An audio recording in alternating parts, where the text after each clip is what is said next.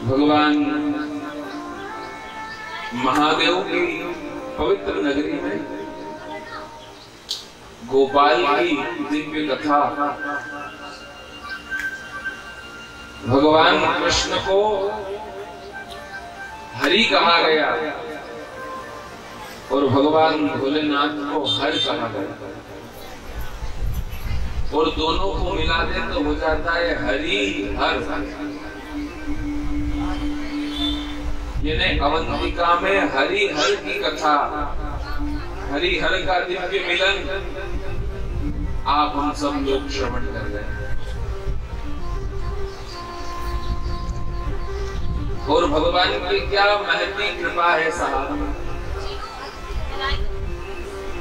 इंद्रदेव भी अपनी उपस्थिति प्रतिदिन यहाँ दर्ज करा रहे हैं, लेकिन भक्तों ने भी ठान रखी है, इंद्र कितना भी कोप करे, लेकिन हम जिसके भगत है महाराज वो गोवर्धनधारी। जब 7 दिन की बरसात, 7 दिन का कष्ट वो ब्रजवासियों का दूर कर सकता है, तो आपका और हमारा क्यों नहीं करेगा।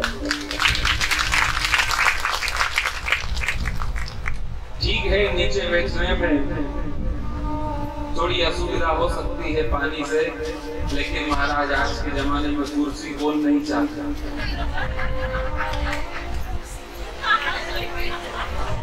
तो आपकी और हमारी कुर्सी की व्यवस्था कर रहे हैं कौन? इंद्रदेव। लोगों की कुर्सी जा रही है उसका डर है महाराज, अपनी नहीं थी तो भगवान के भगवान।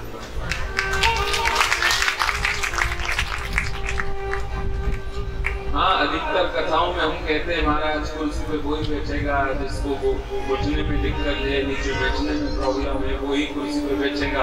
लेकिन यहाँ तो सब लोग आज और कमी है तो कल और बढ़वा देंगे, पंडाल में कुर्सी लग जाएगी, कोई टेंशन नहीं।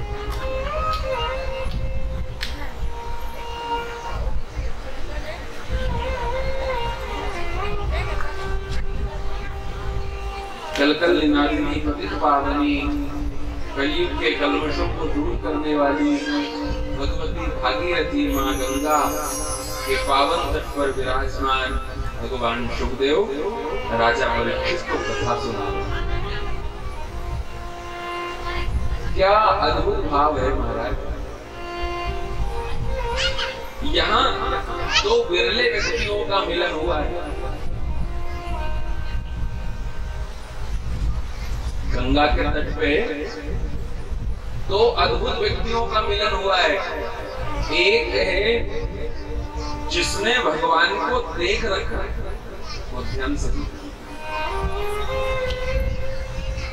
दो विरले व्यक्ति हैं, एक है परीक्षित, एक है शुकदेव। एक व्यक्ति ऐसा है जिसने भगवान को देख रखा है, दूसरा व्यक्ति ऐसा है जिसने भगवान को सुन रखा है।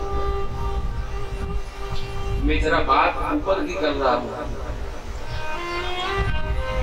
सुनने वाला भगवान को देखना चाहता है, देखने वाला भगवान को सुनना चाहता है। अब कौन ने देख रखा है और कौन ने सुन रखा है?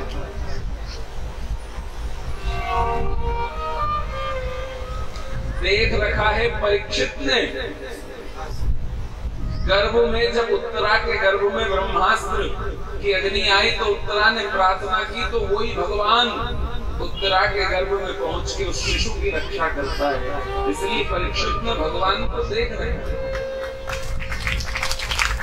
और सुन कौन ने रखा है? सुन रखा है शुकदेव ने। कब सुना? जब व्यास जी महाराज ने सोचा कि मैं कौन को चेला बनाऊं, तो अपने 2-4 शिष्यों को कहा जाओ जाकर के शुकदेव को ये भगवान और भागवत के श्लोक सुनाना। जब भगवान के स्वरूप, स्वभाव, गुणों के बारे में बताया तो वो गुण शुकदेव ने सुने। उसी श्लोकों से भगवान के गुणों से आकृष्ट होकर के और व्यास जी महाराज तक पहुंचे। इसलिए परीक्षित ने देख रखा है और शुकदेव ने सुना। अद्भुत मिलन है महाराज। अब दोनों चाहते हैं, दोनों की एक एक इच्छा पूरी हो गई, अब चाहते हैं दोनों की एक एक इच्छा और पूरी हो जाए, परीक्षित को सुना जाए और देव को दिखा जाए।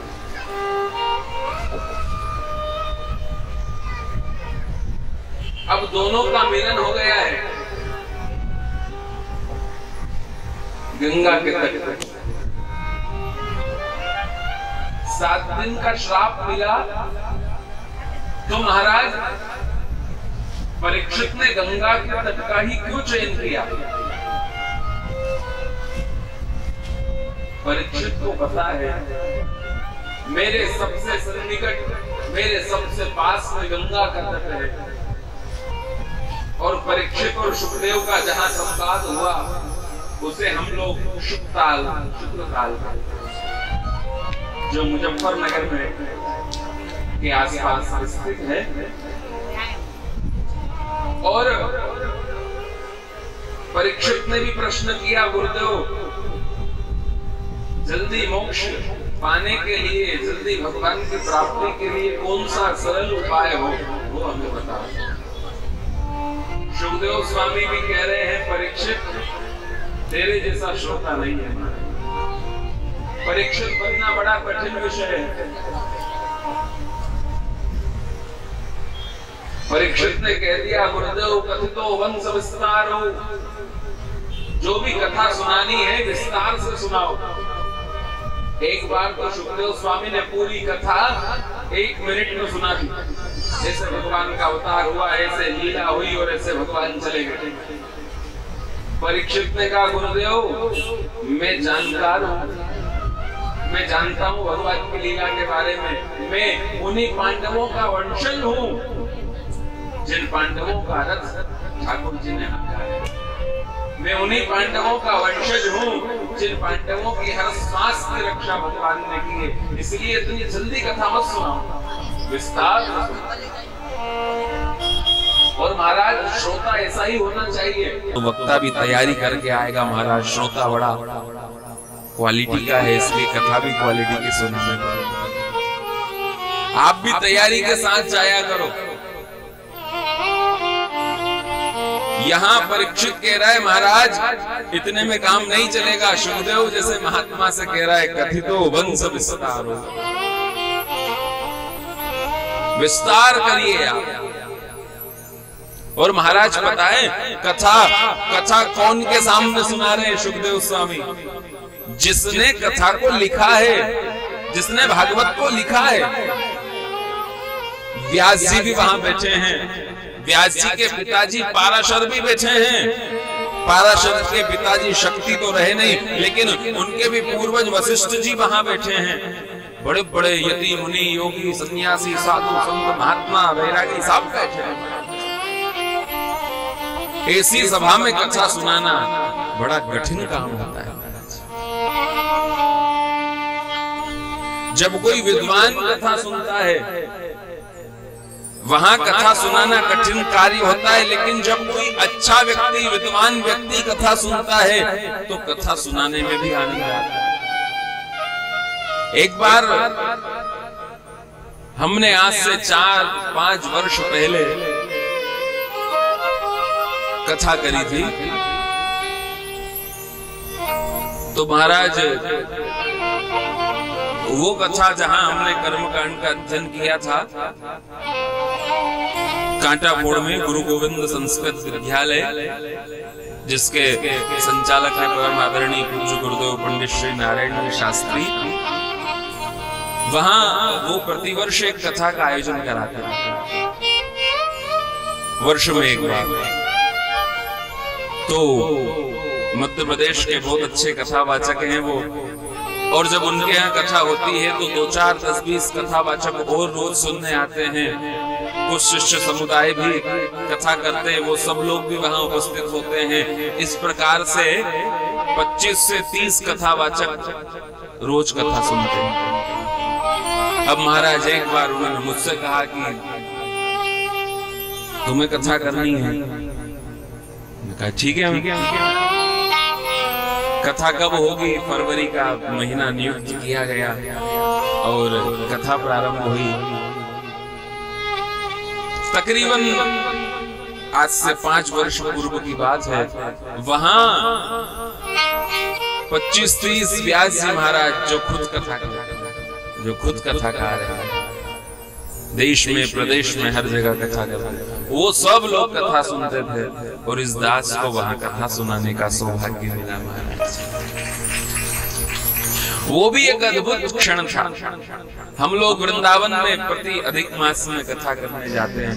वहां वृंदावन में हमारे पूज्य सद्गुरुदेव महाराज जिन्होंने हमें कथा का अध्ययन कराया, परम पूज्य श्री नेत्रपाल जी शास्त्री जी महाराज, जो कि परिक्रमा मार्ग में संत कॉलोनी में विराजते हैं। दास को बिहारी जी ने कृपा करी कि 2008 से 2012 तक 4 वर्ष कंटिन्यू लगातार ब्रजवास मिला। और वहां पहली कथा गुरुदेव ने कहा हम सुनेंगे, तुम कहो महाराज जी बड़ा कठिन कार्य है ये, तो जिसने सिखाई उसके सामने बोलना, ये तो बहुत बड़ी परीक्षा हो गई ना। कोई कितना भी बड़ा कलेक्टर बन जाए, लेकिन उसके माता पिता के सामने, बच्चों के सामने, पत्नी के सामने कलेक्टर थोड़ी ना रहे। वैसे ही जिस गुरु ने पढ़ाया उस गुरु के सामने बोलना बड़ा कठिन विषय था। लेकिन वहां भी जिस प्रकार से कुमार मटकी बनाता है, ऊपर से तो महाराज लोगों को लगता है कि हथौड़ा लग रहा है। एक राहगीर ने पूछ लिया, क्यों पागल है गयो का? कुमार ने कहा क्या हो गया? अरे जिससे तेरा उदर पोषण चलता है, जिससे तुझे रोटी मिलती है, उसको कष्ट पहुंचा रहा है, मार रहा है। वो मटकी बनाने वाले ने, मटका बनाने वाले ने बोला, अरे जिसको मैं कष्ट पहुंचा रहा हूँ, ऊपर हथौड़ा चल रहा है, ये तो सबको दिख रहा है, लेकिन मैंने अंदर हाथ लगा रखा है और इसको सीधा करने की कोशिश कर रहा हूँ। मटकी अगर थोड़ी टेढ़ी मेढ़ी रही ना तो बाजार में इसकी कीमत नहीं होगी, इसलिए ऊपर से हथौड़ा मार रहा हूँ, ये तो सबको दिख रहा है, अंदर हाथ लगा रखा है, किसी को नहीं दिखेगा। उसी प्रकार से गुरु कृपा करते हैं, राधा माधव कृपा करते हैं। वंशी के स्वरूप वह वक्ता बोलता है, लेकिन फूंक देने वाले तो राधा माधव और सद्गुरुदेव भगवान। प्रथम कथा 2012 में यात्रा वहां से प्रारंभ हुई महाराज। वहां से तो जैसे तैसे ब्रजभूमि से निकल गए और कथा है गई। अब महाराज दूसरा फिर संकट आ गया। अब बहुत बड़ी बात थी ये भी कि अब जहां जन्म हुआ वहां कथा करनी है दूसरी। पहली परीक्षा में तो भगवान की कृपा रही, अब दूसरी परीक्षा यहाँ देनी है। कहाँ? जहाँ जन्म हुआ है, जन्मभूमि में। फिर वहां प्रथम कथा का आयोजन मार्च महीने में हुआ और फिर संपूर्ण जन्मभूमि ग्रामवासी वाले सारे लोगों ने, सारे भक्तजनों ने ऐसा विराट आयोजन रखा महाराज, क्योंकि उस माटी का ही वो प्रभाव था कि आज व्यासपीठ तक हम पहुंचे। तो वहां फिर अपनी जन्मभूमि जो कि मध्य प्रदेश के देवास जिले के खातेगांव तहसील के एक ग्राम जिया गांव है, वहां जन्मभूमि है दास की। वहां फिर प्रथम कथा हुई महाराज। वहां 2012 से फिर कथा यात्रा प्रारंभ हुई और ऐसी कृपा ठाकुर जी की, सोचा भी नहीं था कि ठाकुर जी ऐसी सेवा देंगे और जिसमें ही लग जाएंगे। और बस तभी से कृपा निरंतर बरस रही है, लगातार कथाओं के आयोजन। और आज 2012 से लेके 2022 तक 10 वर्ष कथा करते हुए हो गए। अभी तक 151 से ज्यादा कथाओं के आयोजन, साथ में संपूर्ण भारतवर्ष के चारों श्रेष्ठ धामों में, जहां भगवान का द्वारिका, जहां भगवान का जगन्नाथपुरी, जहां भगवान का बद्रीनाथ, जहां भगवान का रामेश्वरम, इन चारों धामों में कथा के साथ पशुपतिनाथ नेपाल, प्रति अधिक मास में श्रीधाम वृंदावन, इस प्रकार से भारतवर्ष के 14 प्रांतों में कथा हो चुकी है। अभी प्रथम विदेश यात्रा हम लोग करके आए और अब मैंने वहां नेपाल में भी कहा था कि अब यहाँ तो कथा हो ही रही है, विदेशों में भी कथा प्रारंभ हुई है, अब तीर्थ स्थान भारत के बाहर जो विदेशों में तीर्थ स्थान है वहां भी कथा करेंगे।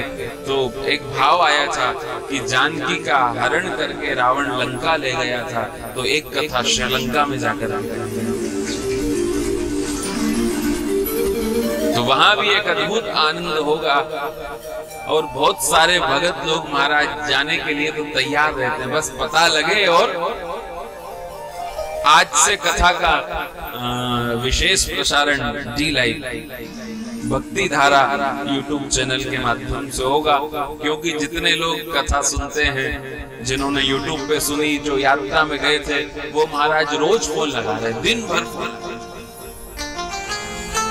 हम फोन रिसीव नहीं कर पाते तो कभी इनको लगा देते हैं, कभी हमारे झांकी वाले भैया को लगा देते हैं। कथा यूट्यूब पे नहीं आ रही महाराज, कथा सुननी थी, भक्ति धारा चैनल के माध्यम से प्रसारण होगा। आप YouTube पे सर्च करके इस कथा को कभी भी सुन सकते हैं। और महाराज हमने भी ये विचार किया, आयोजक सब लोगों ने विचार किया, ठोमरे जी भी कह रहे थे महाराज ऐसा समय है और ऐसा सुंदर समय इस 7 दिन में निकल जाएगा, फिर तो पता ही सब कहते ही रह जाएंगे कथा हुई थी, कैसी हुई थी, क्या हुआ था। तो महाराज जब हमको कथा की याद आएगी तो हम मोबाइल खोल के यूट्यूब पे देखेंगे तो ये कथा फिर हमें दिखाई देगी, इसलिए तो शायद। और महाराज आप लोग यहाँ बैठे हो तो घर जाके भी तो देखना कि आप कैसे क्या लग रहे थे महाराज।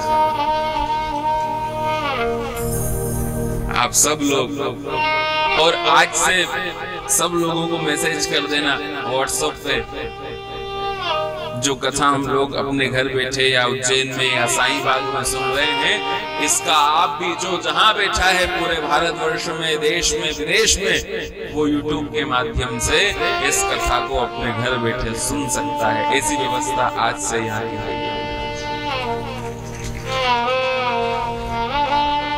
कल की कथा प्रारंभ होगी, उसके पहले आज की कथा YouTube पे डल जाएगी, ऐसी व्यवस्था होगी। एक दिन बाद कथा का दर्शन हम लोग करेंगे। और कल तो महाराज देखो भगवान ही व्यवस्था कर रहा है।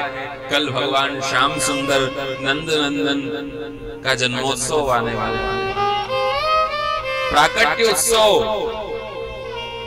आज तक तो महाराज यहाँ की कथा, महाभारत की कथा, वहां की कथा, ये कथा, वो कथा सब चलेगी कल तक। और कल के बाद नंद घर आनंद भयो, जय कन्हैया लाल की खूब आनंद है जाएगा महाराज। जब आनंद खुद आ जाएगा तो फिर आनंद तो स्वाभाविक बात है। जो मंगल को भी मंगल कर देवे वो भगवान मंगल भवन यहाँ उपस्थित हो जाएंगे। अभी तक तो केवल उनकी कथा है, उनकी कथा में ही वो चमत्कार है। कथा क्या करती है? बोले कथा भी अमंगल का हरण कर देती है। कैसे? बोले मंगल करनी कलिमल हरनी, तुलसी कथा रघुनाथ की, गति क्रूर कविता सरिस की, जो पतित पावन पाथ की। ये भगवान की कथा है। और भगवान का नाम क्या करता है? बोले वो भी मंगल भवन अमंगल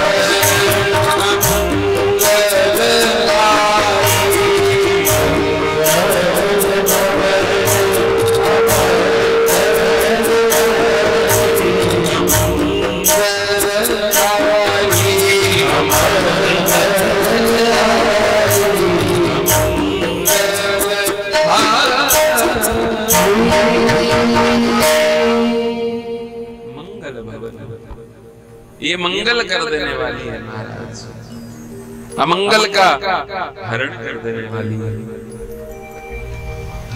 अति दिव्यतम भाव से भगवान शुकदेव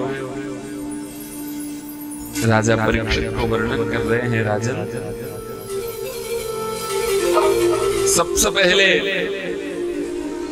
जितासनो जितश्वासो जितसंगो जितेन्द्रियः स्थूले भगवतो रूपे मनः संधारयोत्थितः।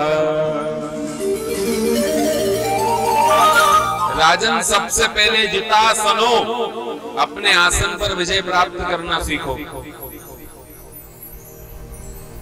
योग हमें सिखाता है ना महाराज, प्रतिदिन प्राणायाम, प्रत्याहार, आसन सिद्ध करना, कैसे सुखासन से बैठा जाए, किस प्रकार से बैठ के भोजन करना चाहिए, किस प्रकार से बैठ के कथा सुननी चाहिए, अलग अलग तरीके हमारे शास्त्रों में बताए हैं, हमारा योग बताता है। तो आप सब लोग भी प्रयास किया करो, बैठने की प्रैक्टिस अपने घर पे किया करो। किसी किसी को तो महाराज 2 मिनट हुए कि कभी पैर इधर करा, कभी लंबा करा, कभी क्या किया। ठीक है, एक उम्र के बाद हो, 60+ लोगों को हो तो बात ठीक है, लेकिन महाराज कोई बिल्कुल युवा अवस्था है, 10 साल, 12 साल, 20 साल, 25 साल, 30 साल, हाँ, किसी को पैर में तकलीफ हो जाए विषय अलग है, लेकिन जब शरीर स्वस्थ है फिर भी हम लोग आसन पर विजय प्राप्त नहीं कर रहे हैं, तो यह हमारी कमी है। प्रतिदिन भगवान के सामने बैठ करके और सुखासन से अपने आसन पर विजय प्राप्त करना सीखो। नित्य प्रति जो पवित्र वायु है, पवित्र पृथ्वी है, पवित्र जल है, इन सब का स्पर्श हमारे शरीर से होना चाहिए। जितासनो जितश्वासो, श्वास पर विजय प्राप्त करना सीखो।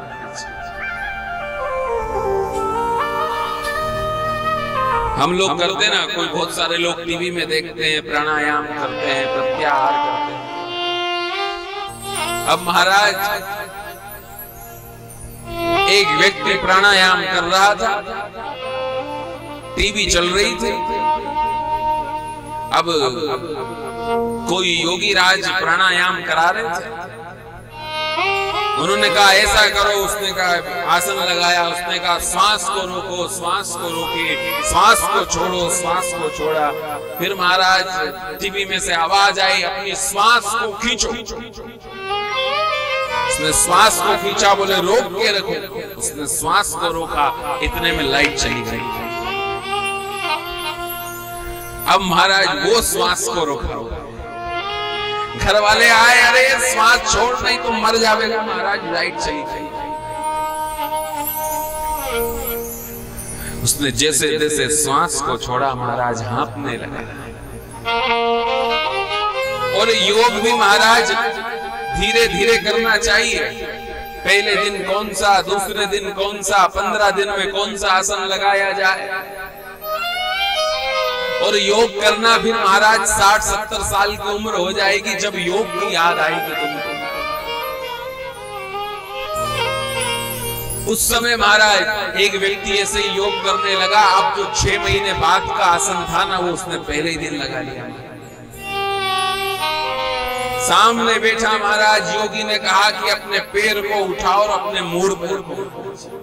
अब उसने जैसे जैसे पैर उठाया, अपने पहला तो मूड पर रख लिया महाराज। अब उसने कहा 2 मिनट के बाद दूसरा पैर उठाओ और फिर ये वाला इधर रखो महाराज। उसने दूसरा भी उठाया और अपने, अब दोनों पैर ऐसे रखा गए महाराज। चिल्ला रहा, अरे बचाओ, मर गए, मर गए, मर गए। घर वाले दौड़ के आए, हुआ क्या बाबूजी? योग कर रहे थे। अरे योग नहीं, मर जाऊंगा जल्दी। जो आसन 6 महीने बाद का था वो पहले ही दिन कर लिया। ध्यान रखना, योग की भी एक अपनी विधि है। परीक्षित प्रश्न पूछता गया, सुखदेव स्वामी जवाब देते गए। सुखदेव स्वामी कहते हैं कि जब तुम्हारा महाराज वो अंतिम समय आएगा, उस समय बड़े बड़े योगी आएंगे, चलो भैया योग करो, योगासन, प्रातः काल 2 किलोमीटर दौड़ लगाओ। वो कहेगा महाराज अब ऐसी अवस्था हो गई, घर के बेडरूम से उठ के टॉयलेट तक तो जाया नहीं जा रहा है महाराज, अब योग 2 किलोमीटर कहाँ दौड़े। बड़े बड़े पंडित आएंगे, स्वाहा करो, यज्ञ करो, कथा सुनो महाराज। वो कहेंगे महाराज ये हाथ जो है मुख तक तो पहुंच नहीं रहा है, स्वाहा स्वाहा क्या करेंगे।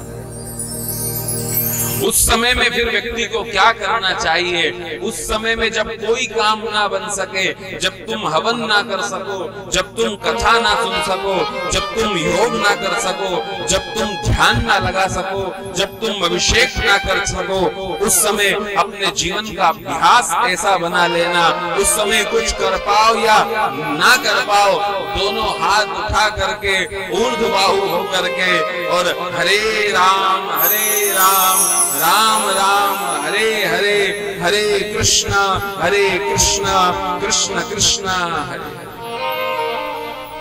कुछ कर पाओ या ना कर पाओ, लेकिन ये महामंत्र का अभ्यास इतना कर लेना कि आपके रोम रोम में, श्वास श्वास में भगवान का नाम लेना।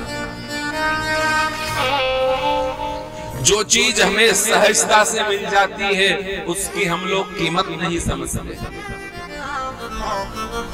लेकिन जब आवश्यकता होती है, घर में पानी ऐसे ही मिल जाता है, कोई भी थोड़ा सा पीता है, बाकी फेंक देता है। लेकिन महाराज जब गर्मी लगे, रेगिस्तान में कहीं पैदल चल रहे हो, उस समय एक घूंट पानी की कितनी कीमत होती है पता चलता। हम लोग को श्वास मिल रही है, इसकी कोई कीमत हम लोग नहीं समझ रहे हैं।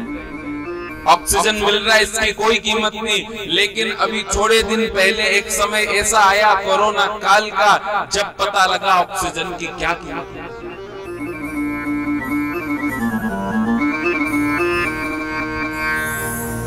और भगवान ने कैसी प्रकृति को बनाया, इसीलिए तो वृक्षों की रक्षा करना हमारा कर्तव्य है।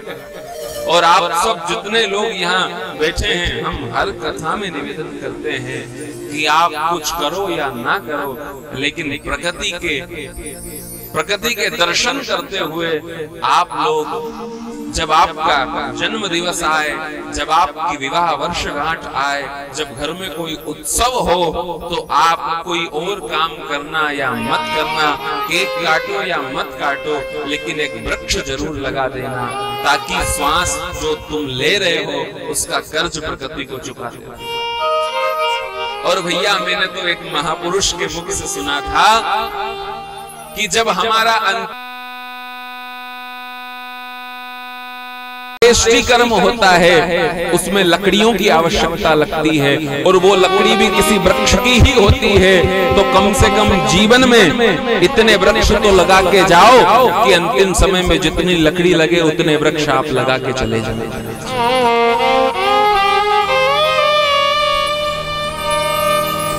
अपूर्व दिव्य भाव से सुखदेव स्वामी कहते हैं, राजन चंचलम ही मनः कृष्ण प्रमाति बल। ये मन जो है बड़ा चंचल है।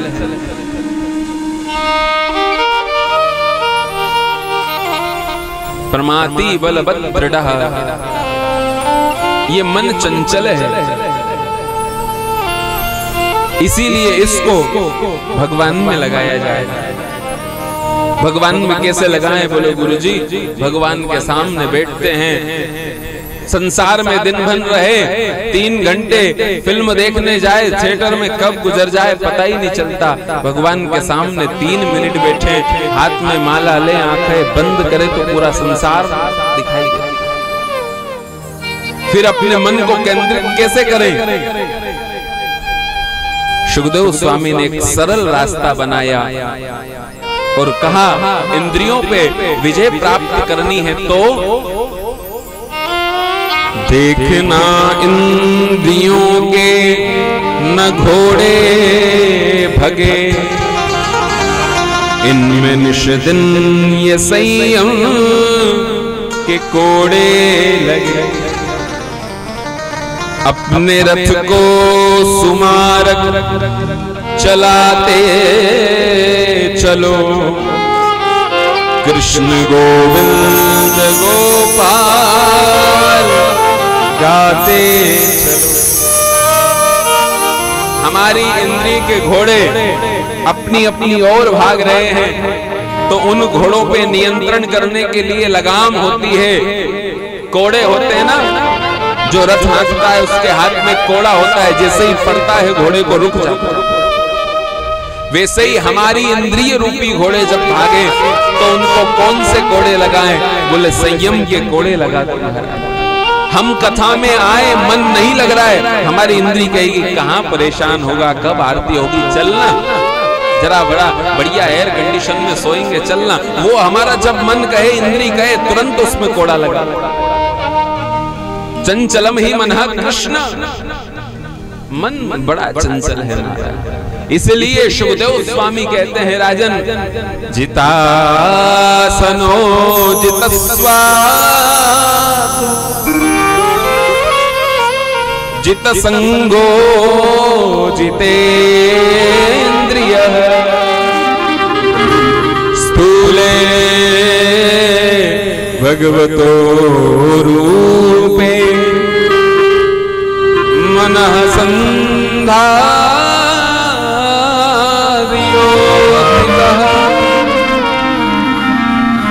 जो काम कर रहे हो उसमें भगवान का नाम साथ में जोड़ दो। अपने रथ को, शरीर को रथ कहा है महाराज।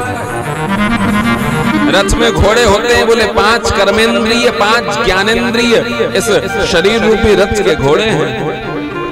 मन इसको चलाने वाला सारथी है। इसलिए संयम रूपी कोड़े लगाकर अपने रथ को सुमार्ग पे प्रस्तुत करो। और हम अलग से, किसी ने कहा महाराज जब भगवान के सामने बैठते ना तो ये मन कहीं और भागता है, इसलिए पहले से यहाँ बैठ के आपको प्रैक्टिस कराई जा रही है कि भगवान की कथा में, भगवान के पूजन में कैसे मन लगेगा। हम जो काम कर रहे हैं ना जीवन में, घर में, परिवार में, संसार में रह करके, उसी में काम करते चलो, नाम जपते चलो, हर समय कृष्ण का ध्यान धरते चलो। मन की वासनाओं को मन से भगाते चलो, कृष्ण गोविंद गोपाल गाते चलो। जो काम कर रहे हो उसमें भगवान का नाम जोड़ दो। जरूरी नहीं कि बहुत अच्छे हम लोग नहाए हुए होंगे तभी भगवान का नाम ले। जरूरी नहीं कि हम बहुत पवित्र होकर के ही भगवान का नाम ले सकते हैं। जरूरी नहीं कि हम सोए हुए भगवान का नाम नहीं ले सकते। हाँ, ये परंपरा है, भगवान के पूजन की अलग परंपरा है, भगवान के अभिषेक की अलग परंपरा है, लेकिन भगवान के नाम के लिए कोई शर्त नहीं है। इस बात को स्पष्टीकरण कर दिया। कौन ने? गोस्वामी जी ने इस पे सील साइन सिक्के कर दिया और क्या कहा? भाव कुभाव अनख अलसाहू, नाम जपत मंगल दिसी दसहू।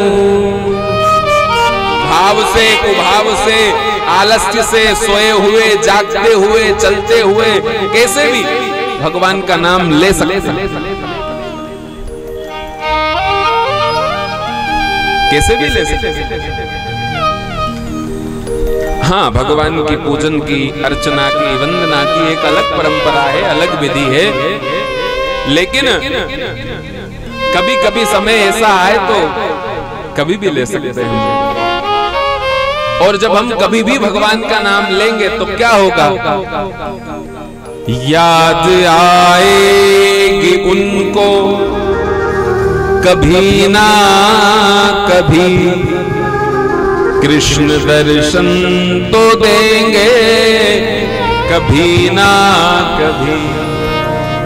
ऐसा विश्वास मन में जगाते चलो, कृष्ण गोविंद गोपाल गाते चलो।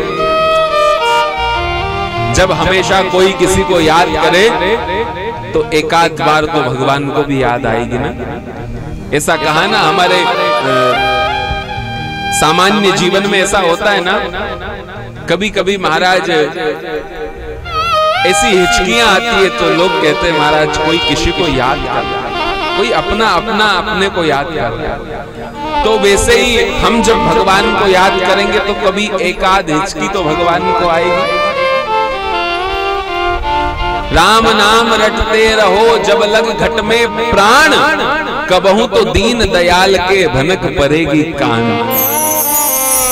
कभी कभी तो ये आवाज और चिल्लाने वाली आवाज भगवान तक नहीं पहुंचती, भगवान तक जो हृदय से निकली हुई आवाज, जो भाव से निकली हुई आवाज है, जो विश्वास की आवाज है, वो भगवान सुनता। हाँ हाँ हाँ हाँ। जिस दिन अंदर से आवाज निकली उस दिन भगवान दौड़ा चला आएगा।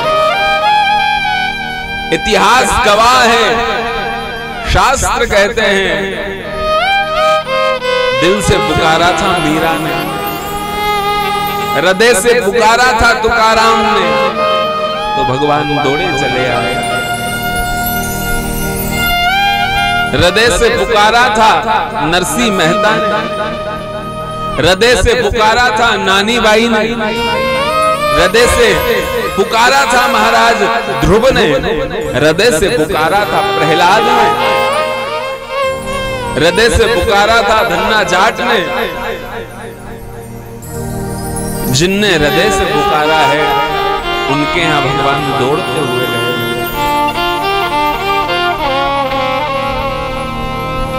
आप हम सब लोग की भी आवाज जिस दिन अंतःकरण से निकलने लगेगी ना, उस दिन भगवान दौड़ा चला आएगा। कौन कहते हैं भगवान आते नहीं, तुम भक्तों के जैसे बुलाते नहीं। कौन कहते हैं भगवान खाते नहीं, तुम यशोदा के जैसे खिलाते नहीं। कौन कहते हैं भगवान नाचते नहीं, तुम गोपियों की तरह नचाते नहीं। कमी हमारे अंदर है, भगवान के अंदर नहीं। भगवान तो एक पैर पे तैयार बैठा है, वो तो इंतजार कर रहा है कोई ऐसा भगत मिले मुझे बुलाए, मैं उसके यहां जाऊं। और वो इंतजार कर रहा है, बस कमी हमारे अंदर है। हमारे भाव जिस दिन मजबूत हो जाएंगे, भगवान कहते हैं भाव का भूखा हूं मैं, भाव ही बस सार है। भाव से मुझको भजे तो भव से बेड़ा पार है। अन्न धन और वस्त्र भूषण कुछ न मुझको चाहिए, आप हो जाओ मेरे यही मेरा सत्कार।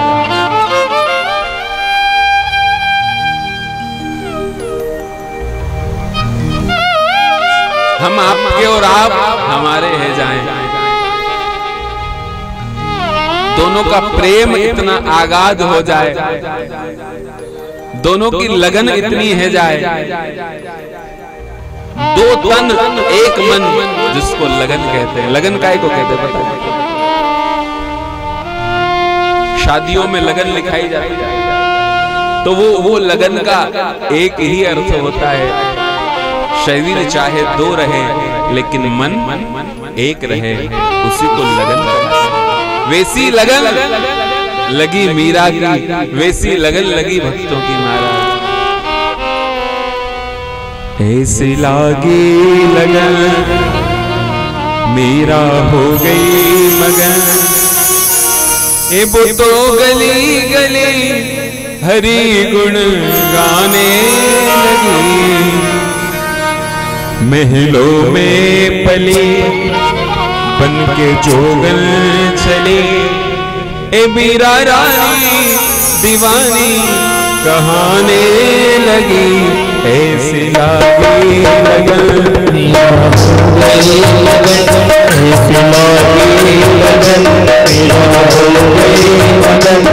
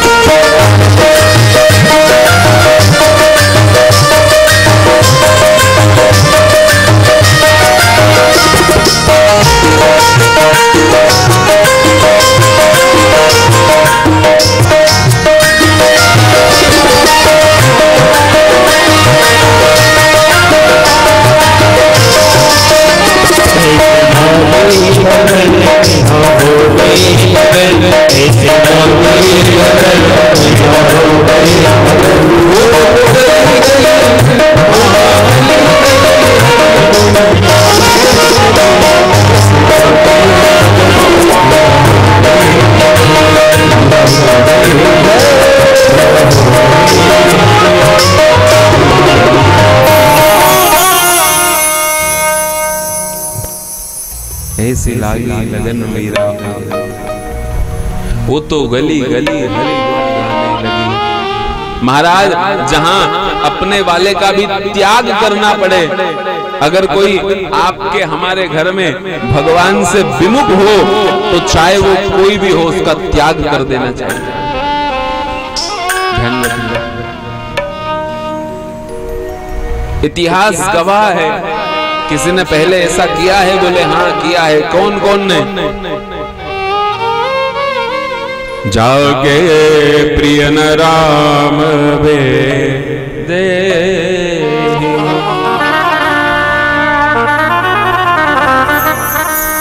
तजो ताहि कोटि बेरी सम, यद्यपि परम स्नेही, जागे प्रिय न राम वे। जिसको भगवान से प्रेम ना हो, तजो ताहि कोटि वेरी सम, यद्यपि परम स्नेही, चाहे वो कितना भी प्रेमी हो, कितना भी खास हो, उसका त्याग कर देना चाहिए। जाके प्रिय न राम वे। जिसको भगवान से प्रेम ना हो उसका त्याग कर देना चाहिए, चाहे बेटा हो, पति हो, पुत्र हो, सखा हो, कोई भी हो। कौन ने किसको त्यागा? पहले कभी किसी ने त्यागा है? बोले हाँ। कौन ने? शास्त्र कह रहे हैं, महापुरुष कह रहे हैं। तजो पिता प्रहलाद विभीषण, भरत बंधु महतारी। तजो पिता प्रहलाद विभीषण, बंधु भरत महतारी। गुरुवर तजो कंद ब्रज जन तनी, मुद मंगल भयहारी। तजो पिता प्रहलाद, एक भगवान के भक्त ने अपने पिता का त्याग किया। कौन ने? प्रहलाद ने, हिरण्यकश्यप। तजो पिता प्रहलाद विभीषण बंधु, एक भाई ने अपने भाई का त्याग कर दिया। चाहे वो लंकाधिपति था, चाहे यम कुबेर दिक्पाल उसके यहाँ सेवा में खड़े रहते थे, चाहे पवन देव वहां झाड़ू लगाने का काम करता था, चाहे अग्निदेव रसोई बनाने का काम करता था, लेकिन ऐसे ऐश्वर्यशाली भाई को भी त्याग दिया। क्यों? क्योंकि वो राम का विरोधी था। और जो राम का नहीं वो किसी, हाँ महाराज हम तो राम वाले हैं ना। तजो पिता प्रहलाद विभीषण बंधु, और भरत ने अपनी मां का त्याग कर दिया। बंधु भरत महतारी, भरत ने अपनी मां का त्याग कर दिया। क्यों? तूने मेरे लिए राज्य मांगा और राम के लिए वन मांगा। अरे वो राज्य मेरे लिए करोड़ों वन के समान है। जिस राज्य में राम ना हो अयोध्या कहां रहेगी? बोले जहां राम तहां अवध निवास। अयोध्या वहां नहीं है जहां राज्यपाट बना हो, अयोध्या वहां नहीं है जहां सोने के सिंहासन लगे हो, अयोध्या वो नहीं है जहां हीरे जवाहरात रखे हुए हो महाराज। अयोध्या तो वहां है जहां मेरे राघवेंद्र सरकार है।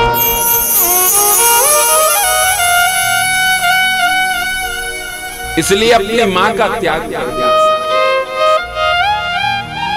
गुरुवर तजो कंद ब्रज बन तनी, गुरु का त्याग एक शिष्य ने कर दिया। क्या क्या विचित्र कथा है। बलि ने अपने गुरु शुक्राचार्य का त्याग कर दिया। कब? जब वो नारायण को दान देने से, वामन को दान देने से रोक रहे थे। जो गुरु दान देने से रोके, जो भगवान की ओर जाने से रोके, उसका त्याग कर दिया।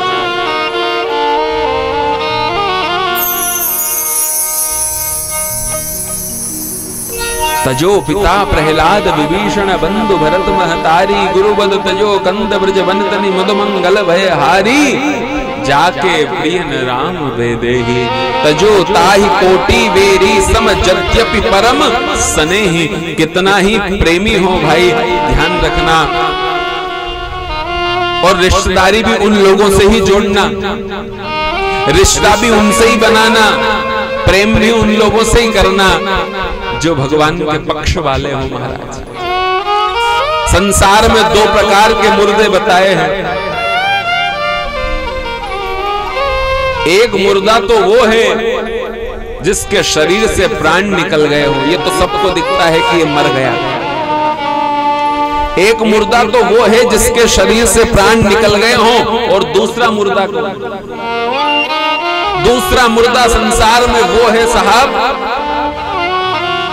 जो भगवान का विद्रोही हो, जो राम का, कृष्ण का, गुरु का, ब्राह्मण का, साधु संत का भगत ना हो, जिसको सनातन धर्म से प्रेम ना हो, जिसको भारत माता, राष्ट्र माता में अपनी मां नजर नहीं आती हो, जो गौ माता का सम्मान ना करता हो, जो अपने घर में धार्मिक अनुष्ठान ना कराया करता हो, जो तीर्थ स्थान से दूर रहा करता है, जो परिवार में प्रेम ना रखता हो, ये दूसरे प्रकार के मुर्दे हैं। इसलिए ध्यान रखना, कोई ऐसा तुम्हारे अड़ोस पड़ोस घर परिवार में हो तो आज ही शाम को जाके उसका नाम मुर्दा रख देना कि मरा हुआ है। क्या इससे बात करना, जो जिंदा ही नहीं है। मरे हुए व्यक्ति में अंतिम यात्रा में देखा होगा ना, राम नाम सत्य है। अरे अब क्या उसको सुना रहे हो, अब थोड़ी सुनेगा। जिसने जीते जी नहीं सुना हो राम नाम सत्य, मरने के बाद सुने। वैसे ही वो मुर्दे को क्या ज्ञान देना, उससे क्या बात करना। अपनी रिश्तेदारी भी जोड़ो, अपने बेटे का, अपनी बेटी का संबंध करो तो एक बार चेक कर लेना कि ये जिंदे हैं कि मुर्दे हैं। कई मुर्दे लोगों में मत दे देना छोरी को। हाँ, जिंदा तो हो।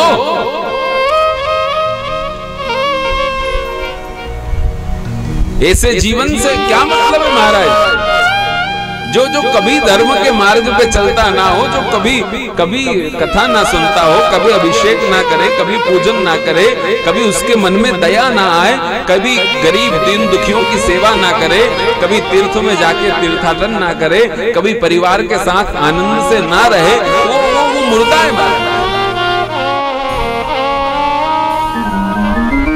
जीवित शव समान तहि प्राणी, ये बात हम नहीं कह रहे हैं, ये गोस्वामी जी ने कहा। और सबसे मुख्य बात, शिव के धाम में बैठे हैं तो एक बात याद आ रही है कि महाराज, जिसके अंदर शिव हो वो ही जिंदा है, और जिसके अंदर शिव ना हो वो मात्रा हटाडो सबके बराबर हो जाएगा। शव है वह, शिव में मात्रा लगी हुई है ना, वो मात्रा को हटा दिया जाए तो वो शिव का शब्द बदल के शव हो जाएगा। वैसे ही आप हम सब लोग अपने जिंदे होने का प्रमाण दें कि हाँ भैया हम जीवित, और वरना पेट तो सभी का भरा रहा है भैया, चाहे वो मनुष्य हो, चाहे वो पशु हो, जानवर हो, कीट पतंग हो, जल में रहने वाला जीव हो, वायु वाला जीव हो, कहीं भी हो, सबका पेट, सबकी चिंता है भगवान को। और ऐसे ही अगर जीवन जीना है तो भी कोई बात नहीं। अगर जीवन में नाम करना चाहते हो तो हे हाथ वो जो भगवान का पूजन किया करे, हे शीश वो जो प्रभु चरण में वंदन किया करे, बेकार वो मुख है जो रहे व्यर्थ बातों में, मुख वो है जो भगवान का कीर्तन किया करे, मरकर भी अमर नाम है उस जीव का जग में, प्रभु प्रेम में बलिदान जो जीवन दिया करे। हम रहे या ना रहे, लेकिन अपना नाम अमर होना चाहिए। अमर होने की सबसे बड़ी निशानी है हम कोई ऐसा काम संसार में कर जाए, ऐसी कोई शुरुआत कर जाए जिससे जीवन भर नाम अमर हो।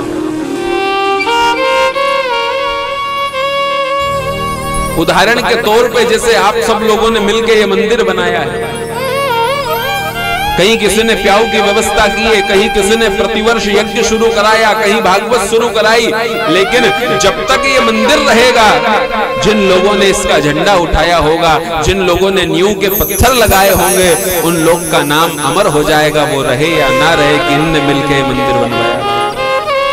ऐसे ही अपना नाम अमर करने की कोशिश करो भाई। संसार में जिसका जन्म हुआ है जाना तय है, लेकिन नाम अमर हो सकता है। हमारी दिनचर्या ऐसी हो। सुखदेव स्वामी कहते हैं, राजन, पहले क्या संस्कार हुआ करते थे हमारे, कैसी व्यवस्थाएं हुआ करती थी। प्रातः काल से लेकर के शयन करते थे ना, तब तक की व्यवस्था हमारे शास्त्रों से संबंधित होती थी। उठते ही हम लोग क्या करते थे? समुद्र बसने देवी पर्वत स्तन मंडिते विष्णु पत्नी नमस्तुभ्यं पादस्पर्शम क्षमस्व मे। और इसके भी पहले कराग्रे बसते लक्ष्मी कर मध्य सरस्वती करमूले स्थितो ब्रह्मा प्रभाते कर दर्शन।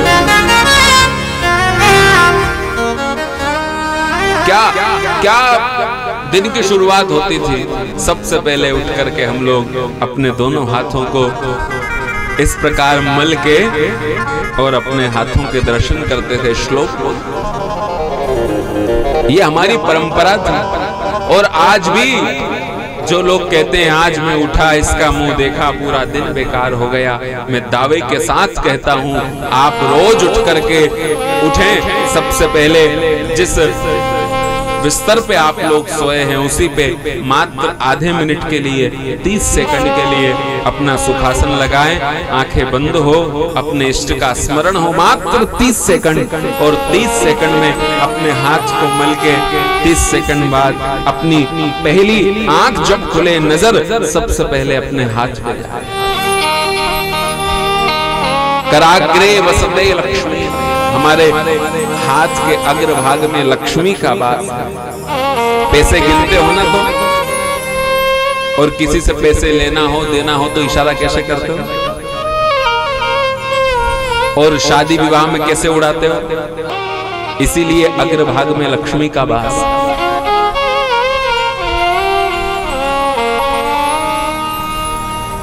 इसलिए सबसे पहले अपने अग्रभाग के दर्शन। और लक्ष्मी कितनी हो और साथ में अगर सरस्वती ना हो, बुद्धि ना हो, तो वो लक्ष्मी कोई काम नहीं। इसीलिए लक्ष्मी कम होगी चलेगी, लेकिन सरस्वती होना बहुत जरूरी है। सरस्वती अगर आपके पास है तो लक्ष्मी पीछे पीछे दौड़ लगाएगी। इसलिए मध्य स्थान है सरस्वती का।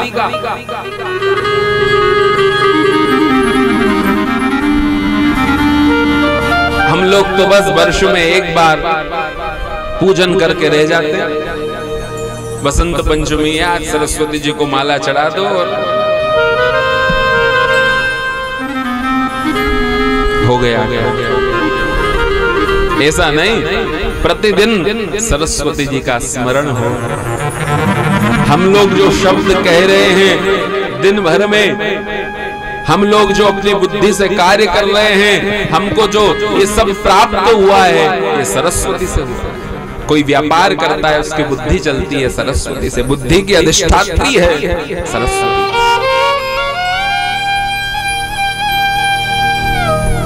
जिससे निर्मल मति मिलती है। जासु कृपा निर्मल मति पावहु, वो सरस्वती का सम्मान होना चाहिए। और जिन लोगों ने सरस्वती का सम्मान नहीं किया, ध्यान रखना, जिस दिन बुद्धि भ्रष्ट हो जाएगी, राम राज्य में रहने के बाद सरस्वती ने मंथरा की ऐसी बुद्धि घुमाई कि जिससे कैकेयी की बुद्धि भी भ्रमित हो गई। जो राम को प्राणों से ज्यादा प्रेम करती थी, वो कैकेयी ने राम का वनवास मांग लिया। कब? जब सरस्वती जी की आराधना नहीं। तो जो सरस्वती के उपासक हैं, YouTube चैनल के माध्यम से जितने लोग श्रवण कर रहे हैं, उन सब लोगों से मेरा पवित्र आग्रह है कि जिस सरस्वती के माध्यम से आपको सम्मान मिल रहा है, जिस सरस्वती के माध्यम से आपको लक्ष्मी मिल रही है, जिस सरस्वती के माध्यम से पद प्रतिष्ठा सब मिल रही है, अगर उसका अपमान हो गया तो एक दिन दर बदर के आप लोग हो जाएंगे।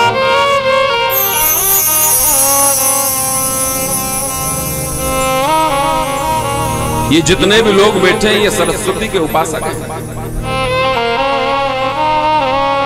यहां कीमत इनकी नहीं, सरस्वती की कृपा से हो रही है। और सरस्वती की जब कृपा होती है ना, तो वो बकरे का चमड़ा भी महाराज स्वर निकालने लगता है, और उस पर संगीत चलने लगता है, उस पर कीर्तन होने लगता है। कब?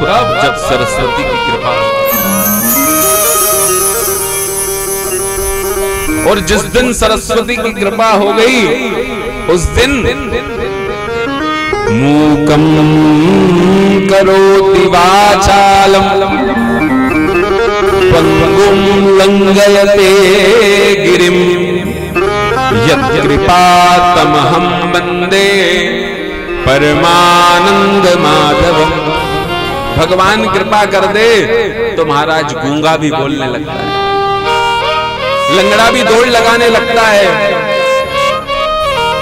जिसकी कृपा से। और वो भगवान, वो जब निराकार बनता है तो बिनु पग चलहि सुनहि बिनु गाना,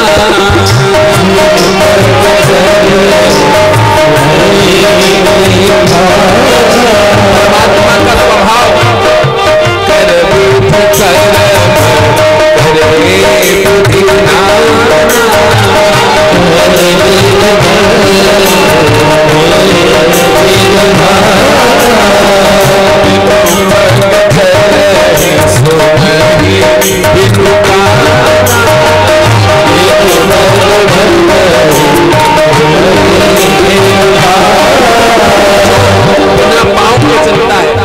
बिना कान के सुनता है, बिना हाथ के हजारों कर्म संपादित करता है, वो है परमात्मा निराकार स्वरूप। और उसी की कृपा जब हो जाएगी तो गूंगा बोलने लगेगा, भैया लंगड़ा चलने लगेगा। मूकं करोति वाचालम पंगुं लंघयते गिरिम। और उसकी कृपा आप हम सब पर होगी तो जो हम लोग भवसागर करेंगे ना, तो भवसागर छोटा हो जाएगा। जब भगवान की कृपा होगी तब गाय के खुर के समान हो जाएगा, और हम उसको भवसागर को पार कर लेंगे। कब? जब भगवान की कृपा होगी। इसीलिए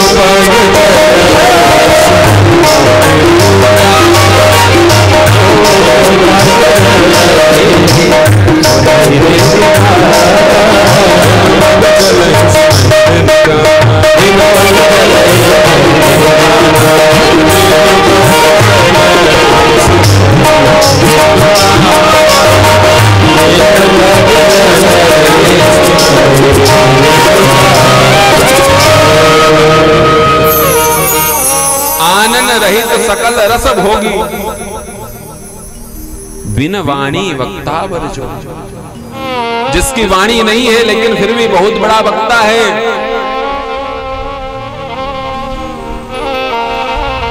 बिना रसना के सकल स्वादों का रसास्वादन करता है, उसकी कृपा जब हो जाएगी। ये सरस्वती का मध्य में स्मरण करने को कहा। इन दिनों हम देखते हैं ना, आजकल का ऐसा कल्चर, नया कल्चर हुआ है महाराज, जो सरस्वती के उपासक है, जिनको सरस्वती के माध्यम से, संगीत के माध्यम से जिनको संपूर्ण जीवन यापन, सम्मान, पद प्रतिष्ठा सब मिल रही है महाराज, वो सरस्वती का अपमान करते हैं नशा करके। अलग अलग प्रकार के नशे करके, और वो सरस्वती के वाद्य यंत्रों को बजाना। मैं उन सब लोगों से कहना चाहता हूं, भैया ऐसा अनर्थ मत करो। या तो आप धर्म के मंच पे बैठो मत, और अगर धर्म के मंच पे बैठना पसंद है, सम्मान पसंद है, पद प्रतिष्ठा पसंद है, तो महाराज उन नशों का त्याग करना पड़ेगा, तब ही सरस्वती की कृपा होगी। लेकिन जितना ऊपर तुमको सरस्वती की कृपा से श्रेष्ठ पद मिला है, एक दिन ऐसा आएगा महाराज कि ऐसा धक्का लगेगा, पता ही नहीं चलेगा कहां गया। इसीलिए हम जिस कर्म को करते हैं वो पूर्ण शुद्धता, पवित्रता और ईमानदारी के साथ होना चाहिए। आपने सुना ना हरिश्चंद्र की कथा में, अपने बेटे को अंतिम संस्कार करने के लिए अपनी पत्नी से कह दिया, अंतिम संस्कार तुम काशी के स्मशान में कर सकती हो, लेकिन इसका कर तुमको चुकाना पड़ेगा, क्योंकि मैं एक बिका हुआ नौकर हूं और ये शमशान का मालिक कोई और है, उसने कर निर्धारित किया है। क्या ईमानदारी, क्या सत्यता। उसी प्रकार से अपने कर्म के प्रति सजग रहना पड़ेगा।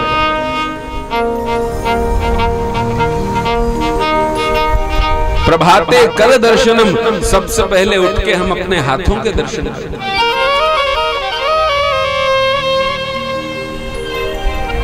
और आजकल तो प्रभाते कर दर्शनम नहीं, प्रभाते कप दर्शनम, चाय का कप। हाँ, बच्चे की आदत ही ऐसी डाली है, नींद जब खुले जब उसको कप दिखे महाराज, आंखें ही तब खोलता है चाहे 9 बज जाए सुबह, कब दिखा कि उसने आंखें खोली। ऐसे बच्चे को तैयार कर रहे हैं महाराज। वो कोई हाथ के दर्शन नहीं करता, उसकी तो आंखें ही तब खुलती है जब कब दिखता है। उसके पहले नींद में ऐसा लड़खड़ाता रहता है, समझ में नहीं आता है कैसा बच्चा है हमारा। आपने देखा होगा एक बछड़ा होता है गौ माता का, और एक बच्चा होता है भैंस का। देखना, आप ध्यान देना, जिनके यहाँ है उनको पता होगा। गाय का बच्चा महाराज हमेशा कूदता रहता है, मस्ती करता रहता है, आनंद करता रहता है, और 1000 गौ माता रहे तो भी वो अपनी मां को कभी भूलता नहीं। और एक होता है महाराज भैंस का बच्चा, वो कभी इधर जाएगा कभी उधर जाएगा, और दो तीन अगर भैंस भी हो ना तो वो उसका बच्चा उसकी मां तक पहुंच नहीं सकता, कभी आगे जाएगा फिर वो माथे से उसे मारेगी, फिर वो पीछे जाएगा। कुल मिला के उसकी बुद्धि ऐसी हो जाती है महाराज। और एक गौ माता का बच्चा, उसको बिल्कुल छोड़ो, आपके हाथ से उन रस्सियों को छुड़ा करके भाग जाएगा। 1000 गौ माता है तो भी उन सभी गौ माताओं के बीच में से निकल के वो अपनी मां के पास पहुंच जाएगा। इसलिए अपने बच्चे को भी ऐसा बनाओ, ये नियम सब सिखाओ। मैं कहता हूं बच्चों को भी कथा में लाया करो।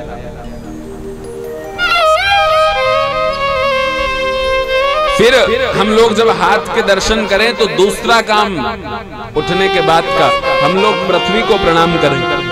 समुद्र वसने देवी पर्वत स्तन मंडिते विष्णु पत्नी नमस्तुभ्यम पाद स्पर्शम क्षमस्व में। पृथ्वी को भी विष्णु की पत्नी बताया है और विष्णु पत्नी का हमसे अपमान होता है, हम अपने चरण रखते हैं, इसलिए हे मां, हे पृथ्वी, हमें क्षमा करना, इसलिए प्रणाम करना चाहिए। और हमें विश्राम चाहिए, शांति चाहिए, सुख चाहिए, तो बिना भगवान के भजन के कैसे होगा।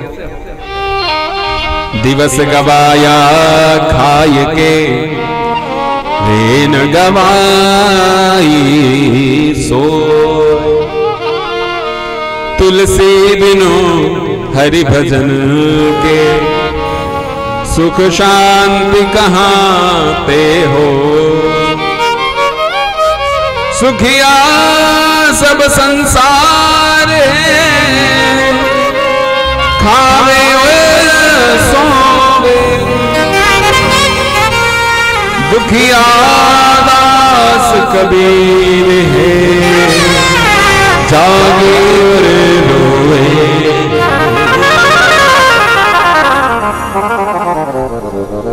महाराज, संसार के लोग अपने आप को सुखी मानते हैं, वो कौन? जिनका काम खाए और सो गए। महाराज, राम नाम के आलसी और भोजन के, इनको पता लग जाए ना 2 किलोमीटर पैदल जाना है भोजन करने और वहां 56 भोग बनाए महाराज, तो बिल्कुल घर से चल देंगे पैदल। हाँ हाँ, वो इनसे कह दो पास में कथा हो रही है, बोले दर्द है शरीर में, थोड़ा आराम। ये भोजन के होशियार हैं, ये भोजन भट्ट है महाराज। एक ऐसा ही भोजन भट्ट व्यक्ति था, अब वो किसी के यहाँ भोजन करने के लिए गया, अब गलती से निमंत्रण दे दिया था उसका। अब वो महाराज भोजन करने लगा, भोजन बनाने वाले बना बना के परेशान हो गए। अंदर से जिसने निमंत्रण दिया था वो आया, कहने लगा भैया, उसने बहुत देर से पानी नहीं पिया था, तो उससे पूछा पानी नहीं पी रहे हो आप? बोले पानी पी लेते ना महाराज, तो 1 गिलास पानी अगर पिया तो 1 गिलास में 3 लड्डू रखाते हैं, बताओ पानी पिएंगे तो लड्डू कब खाएंगे? तो उसने कहा भैया, जब भोजन का मध्य आ जाए, बीच आ जाए, बीच में अब पता लगे आधा भोजन हो गया है, तब पानी पी लेना चाहिए थोड़ा। तो भोजन करने वाला बोलने लगा कि अभी बीच तो आए, अभी तो शुरुआत हुई है, अभी बीच तो आए फिर पानी पिएंगे। तो ये भोजन के होशियार लोग महाराज, राम नाम के आलसी।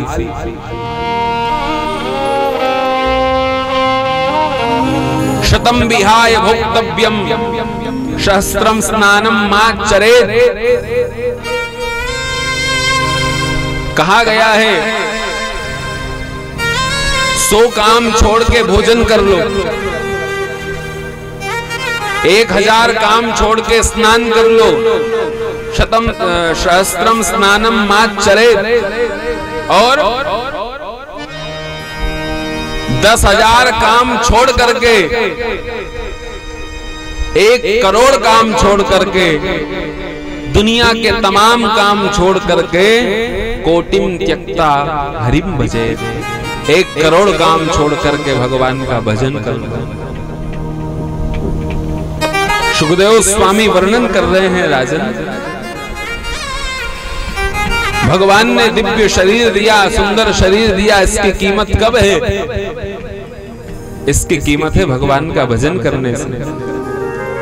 आगे चल के वर्णन आया, ब्रह्मा जी महाराज के द्वारा दिव्य सृष्टि का शुभारंभ होने लगा। ब्रह्मा जी ने तप किया, 4 मुख हुए, भगवान नारायण ने आकर के आशीर्वाद दिया, नाम विधाता रखा, सृष्टि की रचना करो। इसी सृष्टि में कश्यप जी महाराज हुए, उनकी 2 पत्नी दिति और अदिति। अदिति के आदित्य हुए, दिति के दैत्य हुए।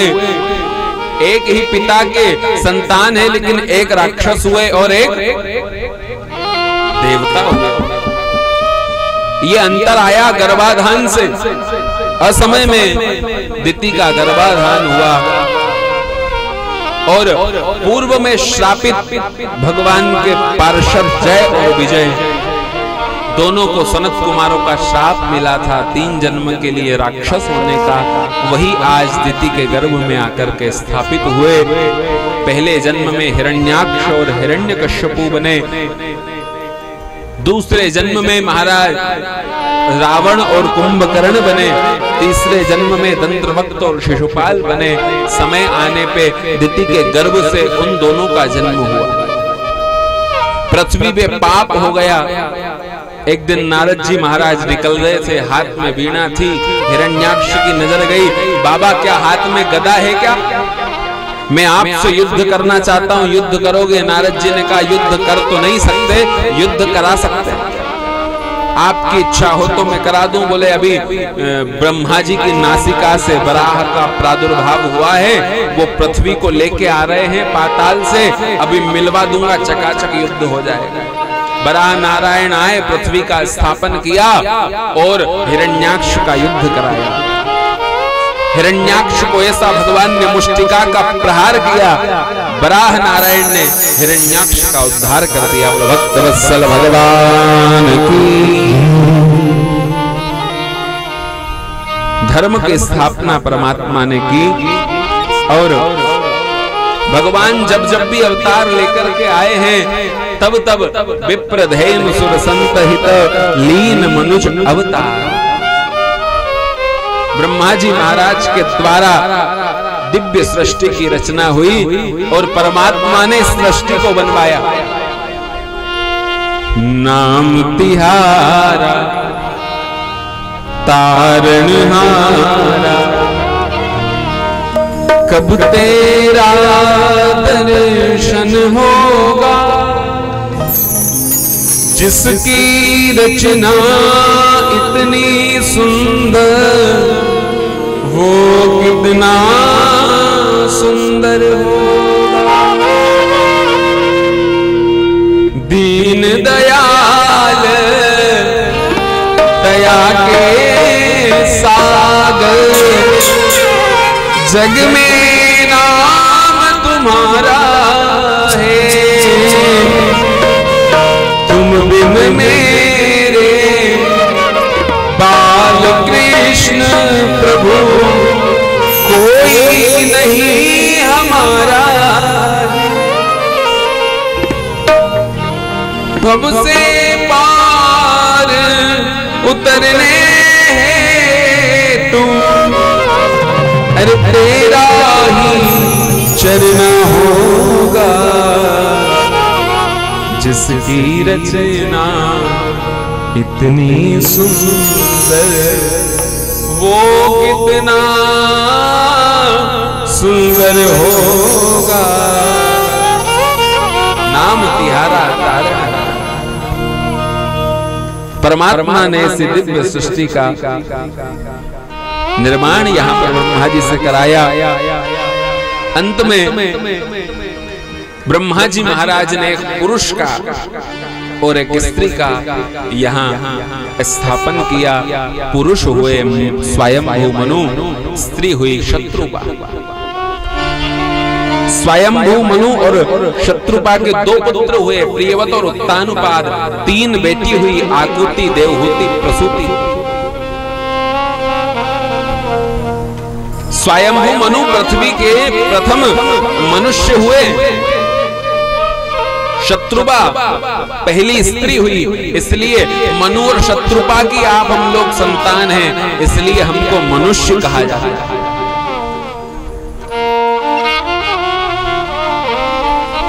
गंधर्वों की, किन्नरों की, अप्सराओं की दिव्य उत्पत्ति हुई है। भूत प्रेत सर्प आदि इस सृष्टि में विधाता ने रचना की और आगे वर्णन आया। आकुति, देवहूति और प्रसूति, जो देवहूति नाम की कन्या है स्वयंभू मनु की, वो करदम जी के साथ ब्याही गई। और उन्हीं करदम और देवहूति के यहाँ भगवान नारायण स्वयं कपिल बन के पधारे। बोलो कपिल नारायण भगवान की। बेश्रम्भके सुरसने नंदने पुष्पभद्र के मानसे चैत्रदत्त्यै च सरमे रमयाजतः। विवाह के बाद बहुत वर्ष तपस्या की, तदुपरांत एक सरोवर में स्नान करके दिव्य शरीर की यहाँ पर पुष्टि की और तरह तरह से विमान के ऊपर भ्रमण करते हुए करदम देवहूति ने रमण किया। आगे वर्णन आया है, इनके यहाँ 9 कन्याओं का जन्म हुआ। 9 कन्याओं का जन्म हुआ। करदम जी महाराज कहने लगे कि अब मुझे भगवान की तपस्या करने जाना है। देवहूति ने कहा कि आज आप अगर घर को छोड़ोगे ना तो ये वनगमन की यात्रा, तपस्या की यात्रा, त्याग की यात्रा नहीं होगी। तो बोले ये यात्रा आपका पलायन कहा जाएगा। ध्यान रखना, घर परिवार को छोड़ देना ही भगवान की भक्ति नहीं है। सबसे पहला कर्तव्य है, अगर आपने गृहस्थ में प्रवेश किया है तो धर्म पत्नी, माता पिता, बच्चे, इन सब का लालन पालन करना, परिवार को चलाना, ये परम कर्तव्य है।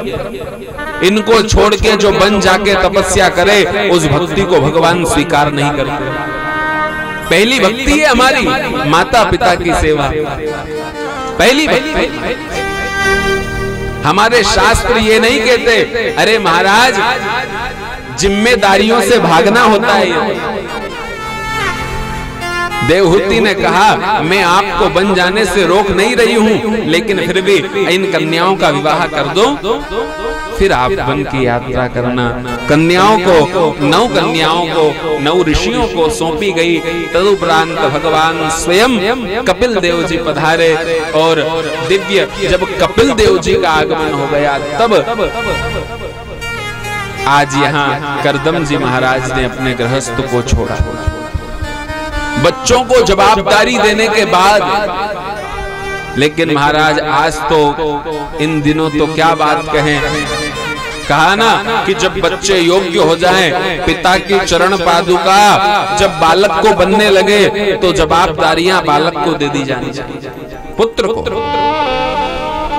और माता का कर्तव्य जब पुत्र का विवाह हो जाए उसके कुछ वर्ष बाद बहू को घर की जवाबदारी दे दे। लेकिन आजकल तो महाराज अंतिम समय आ जाए, कमर झुक जाए, लेकिन चाबी कमर में ही होनी। हाँ, वो नहीं छूटेगी। जब चाबी नहीं छूट रही है तुमसे घर छूटे? हाँ, कई लोग तो यही गलत फहमी में नहीं जाते महाराज जी हम चले जाएंगे ना, बच्चों को स्कूल कौन ले जाएगा, घर ही कौन संभालेगा, दुकान कौन संभालेगा, व्यापार कौन संभालेगा, घर को कौन देखेगा, बिजनेस कौन संभालेगा। अरे भले आदमी तू नहीं था जब भी बिजनेस था, और तू नहीं रहेगा ना तो और अच्छा चलेगा। हाँ, आधे बच्चे तो इसमें ही परेशान है, जरा मैया बाबूजी कहीं घूम फिर के आ जाए चकाचक 8-10 दिन के लिए, और ये सोचता है कि मैं घर में रहूं तो बहुत अच्छा रहे। अब वो बच्चा बोल नहीं सकता, इसलिए हम लोग कहते हैं हमारे साथ चला चलो तीर्थ यात्रा।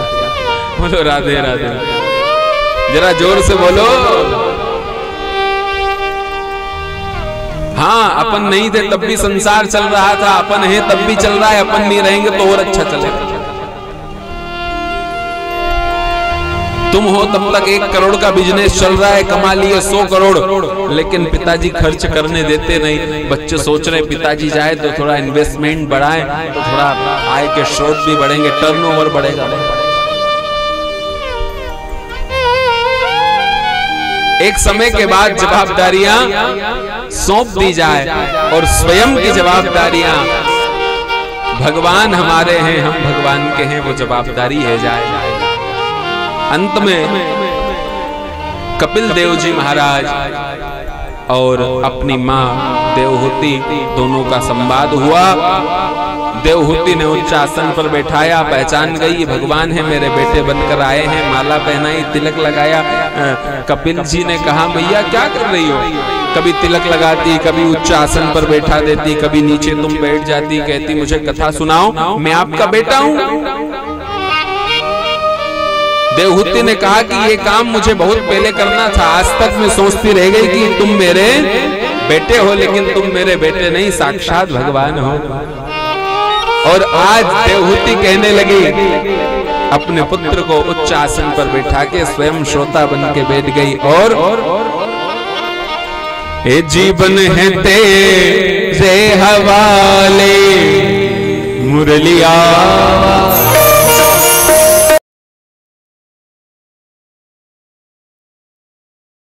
ए जीवन है तेरे हवाले मुरलिया, बांके मुरलिया वाले, प्यारे मुरलिया वाले, जीवन है जीवन है जीवन है तेरे हवाले मुरलिया वाले, जीवन है तेरे हवाले मुरलिया वाले, जीवन है तेरे हवाले मुरलिया वाले, जीवन है तेरे हवाले मुरलिया वाले, बाकी मुरलिया वाले, प्यारे मुरलिया वाले, बाकी मुरलिया वाले, मुरलिया वाले, जीवन है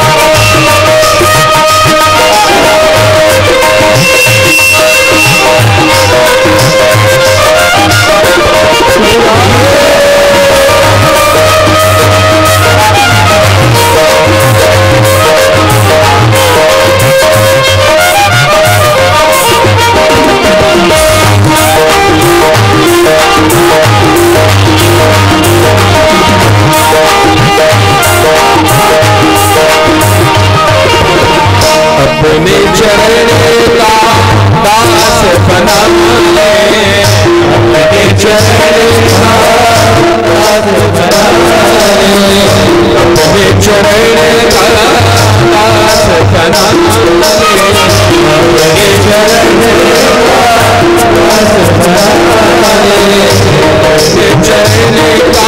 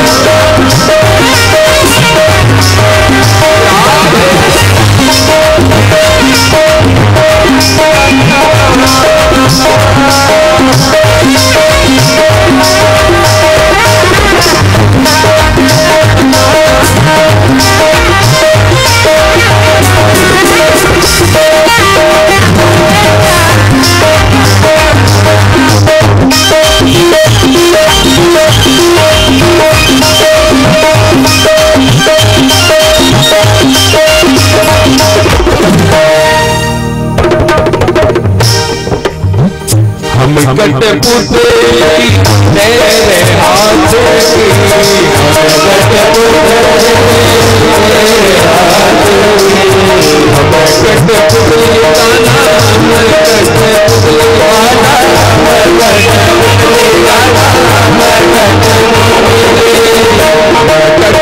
कठपुतली तेरे हाथ की,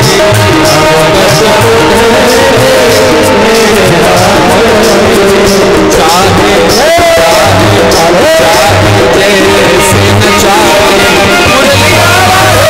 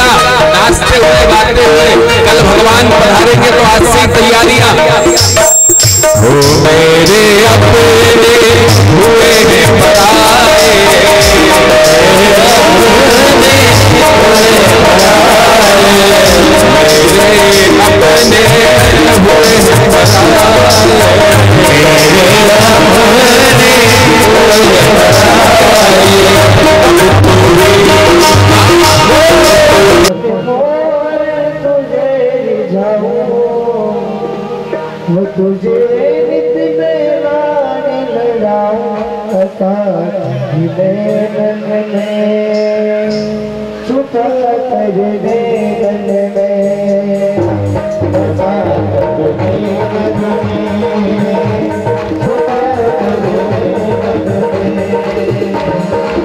ओ मन मोर तुझे दिखाऊं ओ मन मोर तुझे दिखाऊं तुझे नित में रानी लड़ाऊं तुझे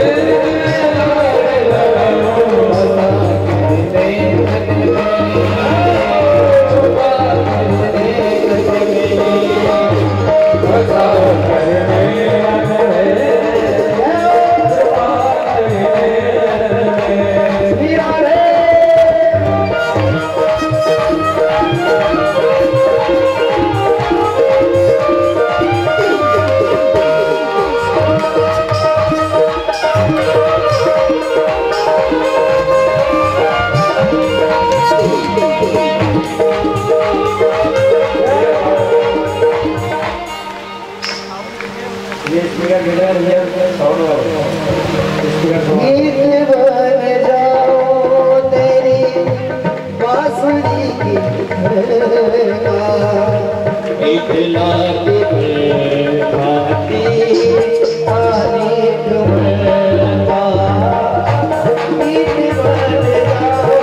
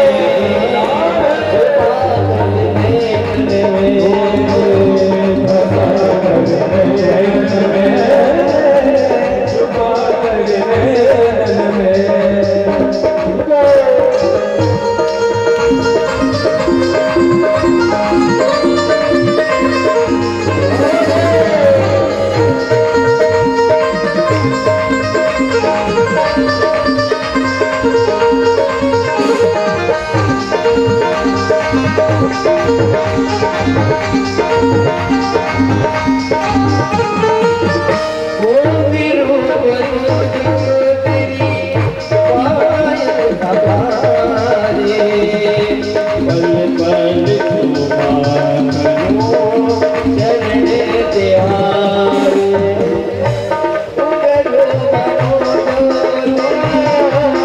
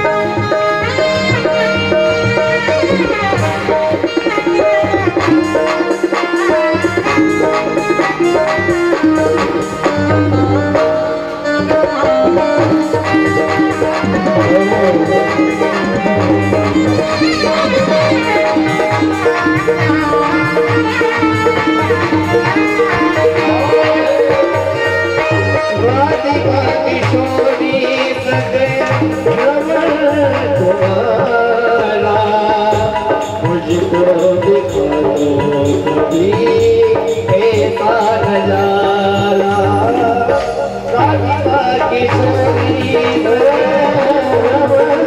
तुम्हारा मुझको दिखा दो कभी ऐसा नजारा तेरे चाहे में मर जाऊं तेरे चाहे में मर जाऊं तुझे कितने बार लगाऊं तुझे कितने बार लगाऊं बता नैन में हो छुपा कर नैन में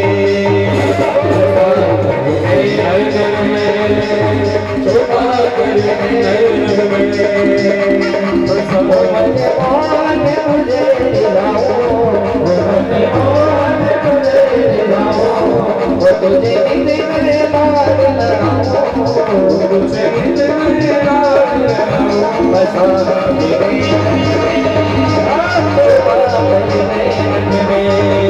बसा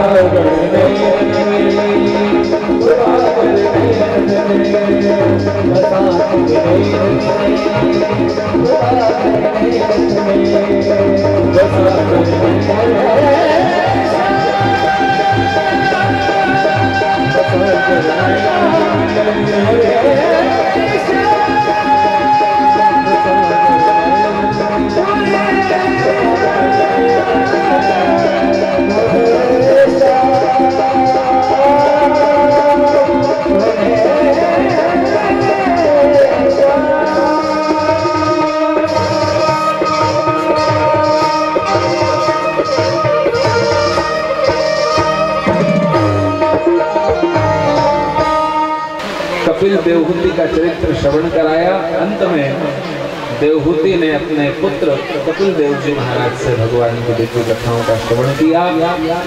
अंत में भगवान की ही भक्ति करते हुए और देवहूति ने भगवान को प्राप्त किया। भागवत में आगे ध्रुव चरित्र की कथा आती है।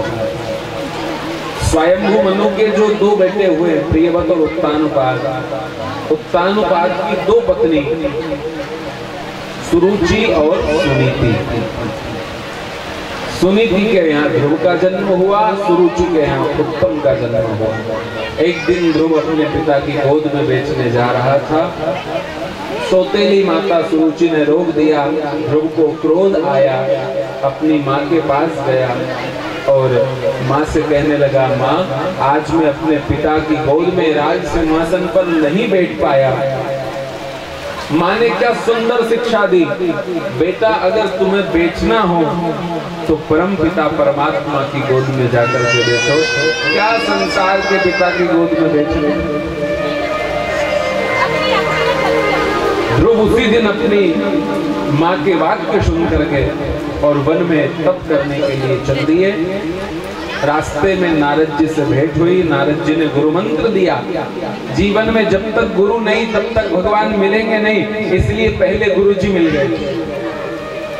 ओम नमो भगवते वासुदेवाय, ओम नमो भगवते वासुदेवाय गुरु मंत्र मिला और उसका जाप करते हुए ध्रुव जी वृंदावन आए।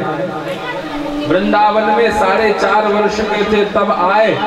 5 महीने तपस्या करें। 5 महीने तपस्या करके वृंदावन की दिव्य माटी में यमुना जल का आचमन करते हुए और ध्रुव जी महाराज ने अपनी तपस्या को पूर्ण किया।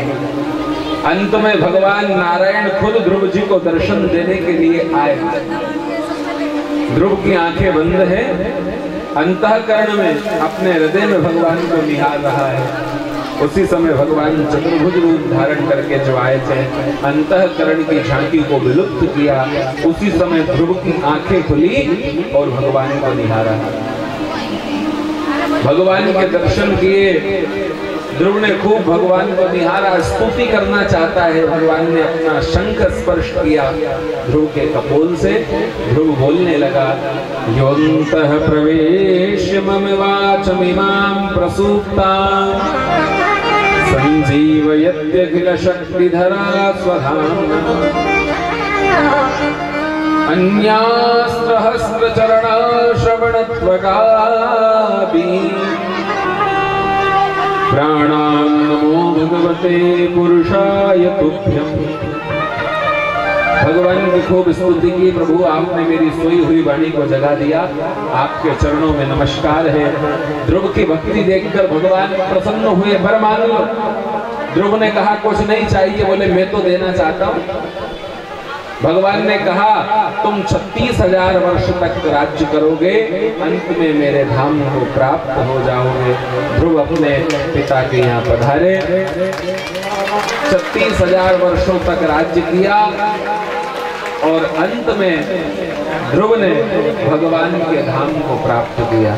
बोलो ध्रुव जी महाराज की जय, नारायण भगवान की, वृंदावन बिहारी लाल की जय। महाराज ध्रुव जी महाराज हैं, भगवान ने अपने लोक का नाम ध्रुव के नाम से रख दिया, नाम हुआ ध्रुव लोक। और जब अंत में ध्रुव जी जाने लगे, मृत्यु आ गई सामने, मृत्यु के माथे पर भगवान ध्रुव जी महाराज ने चरण स्पर्श किया और सीधे भगवान के धाम को चले गए। 5 वर्ष के बालक ने भगवान को प्राप्त कर लिया, पूरा राज्य उनके स्वागत में खड़ा है गया। ये है भगवान की कृपा का प्रभाव। जब भगवान कृपा करते हैं तो पूरा संसार कृपा करने लग जाता है। जब ध्रुव जी तपस्या करने गए थे तब अकेले थे, लेकिन जब आए तब पूरा राज्य महल खड़ा हुआ था, क्योंकि ये भगवान की कृपा धूप हो गई थी। जा पर कृपा राम की होई, ता पर कृपा करहूं सबको। ऐसे ध्रुव चरित्र की कथा आप सब लोगों ने श्रवण की। यहाँ आप सब लोग दर्शन कर रहे हैं भगवान ध्रुव जी और भगवान नारायण की झांकी का। खूब दर्शन करें। आज की कथा कुछ कथा छोटी है, तो कल हम लोग स्पर्श करते हुए, कल की यात्रा बड़ी लंबी होगी। ध्रुव चरित्र से लेके और हमें राम जन्म और राम जन्म से लेके कृष्ण जन्मोत्सव तक पहुंचना है। तो कल भगवान कृष्ण के जन्मोत्सव में आप सब लोग सादर आमंत्रित हैं।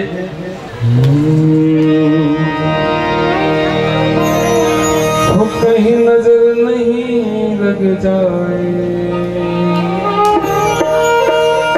हो मेरा सावला सलोना घनश्याम।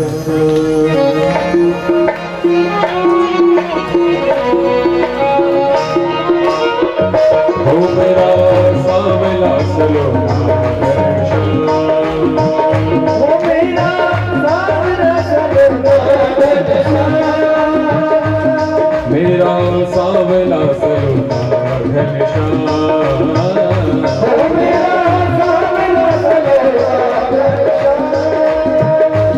ओ कहीं नजर नहीं लग जाए, कहीं नजर नहीं लग जाए, कहीं नजर नहीं लग जाए, कहीं नजर नहीं लग जाए, मेरे श्याम मेरा सावला सलोना घनश्याम।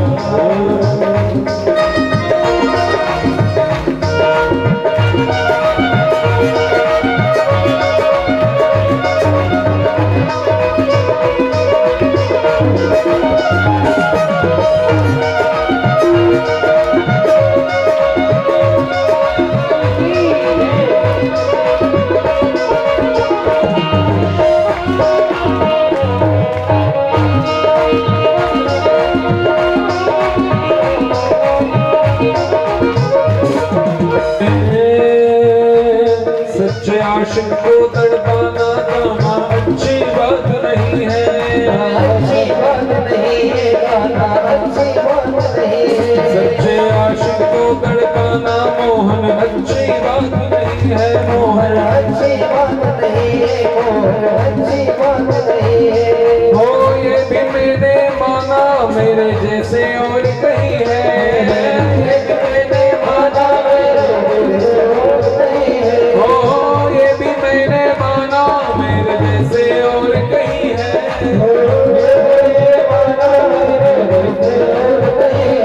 ओ मैं तो गली गली में हो गई, मैं तो गली गली में हो गई, बदनाम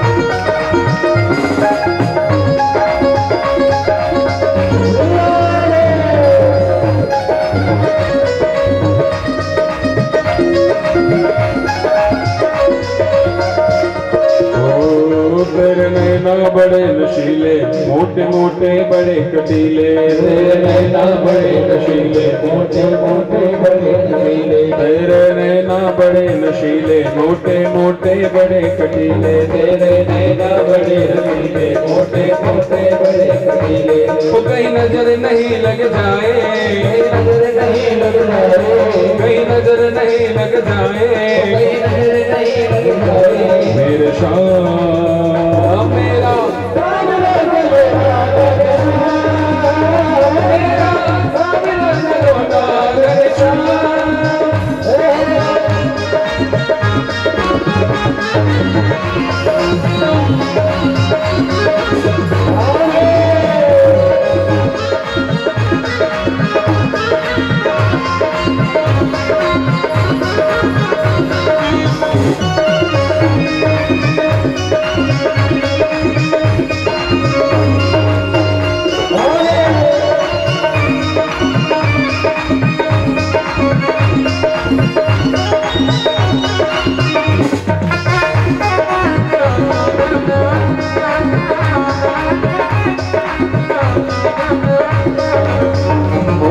बैठा करे इशारे, वो तो मुरली मधुर बजावे,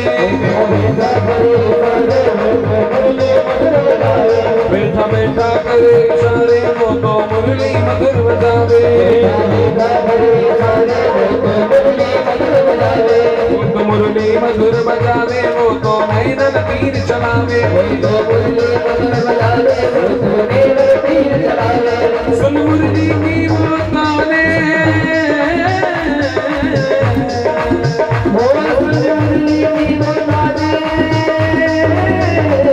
सुन मुरली की वो ताने, सुन मुरली की वो ताने, निकले प्राण हो मेरा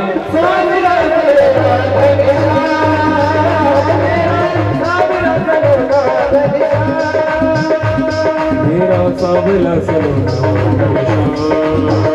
मेरा सावला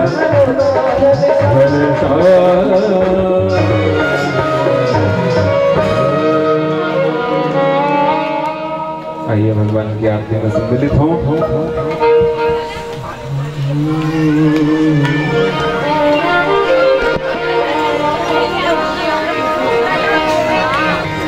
मैया अमर कंठ वाली, तुम हो भोले वाली, अमर कंठ वाली,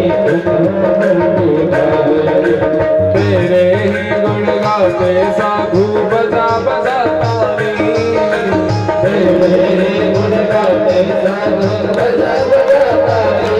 मैया अमर कंठ वाली, तुम हो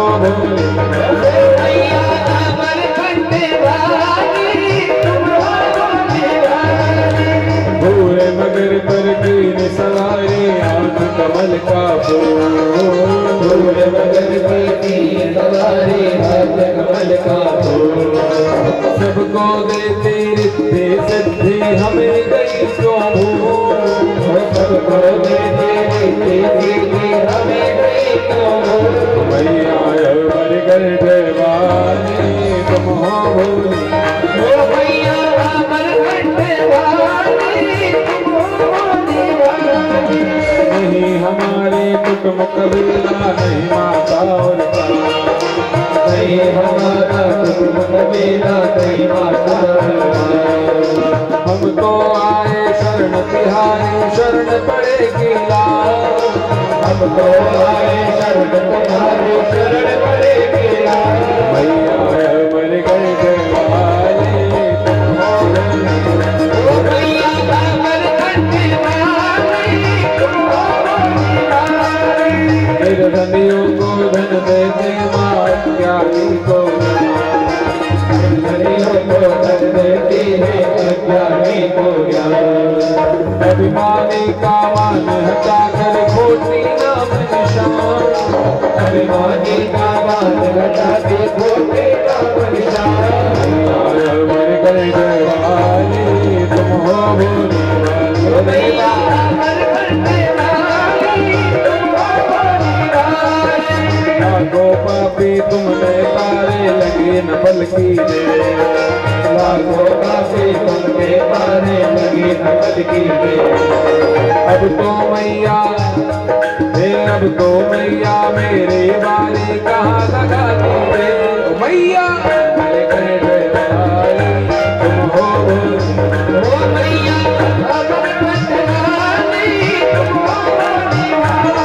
हो झारखंड संस्थान तुम्हारा गोदारा के झारखंड संस्थान तुम्हारा गोदारा के शिव शंकर करे तपस्या उत्कृष्ट करके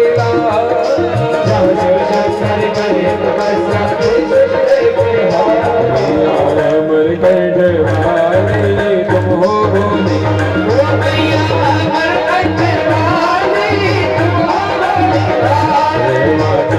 पूजा तुम हो भोले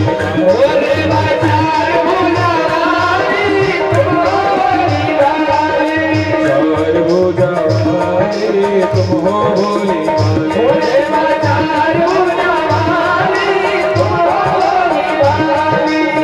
भागवत भगवान की है आरती आप लोगों बाप से है भागवत भगवान की है आरती आप लोगों बाप से है ये अमर ग्रंथ ये मुक्त पंथ ये पंचम वेद निराला ज्योति जगाने वाला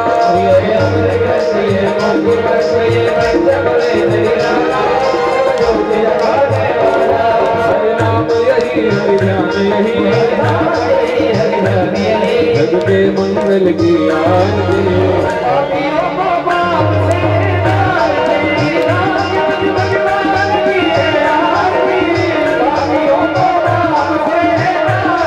ये शांत प्रीत पावन पुनीत पापों को मिटाने वाला हरिहर्ष कराने वाला ये शांत प्रीत पावन पुनीत पापों को मिटाने वाला हरिहर्ष कराने वाला ये सुख करनी ये दुख हरनी ये सुख करनी ये दुख हरनी ये मधुसूदन की आरती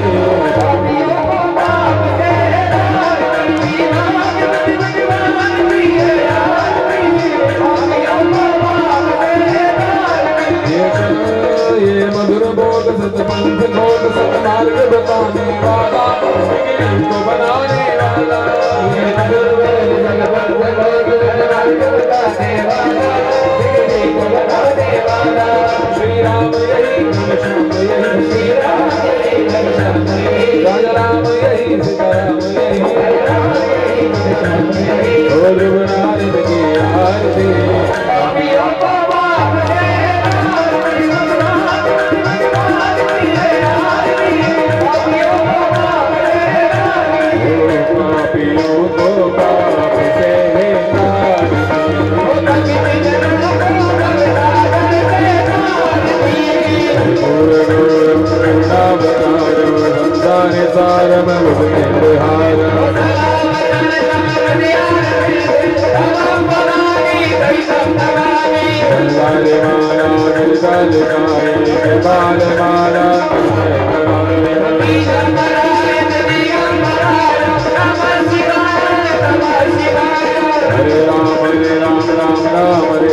हरे कृष्ण हरे कृष्ण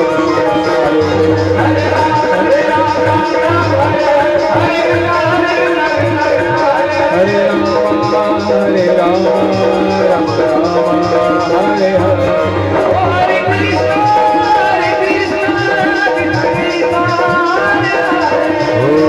कृष्ण हरे हरे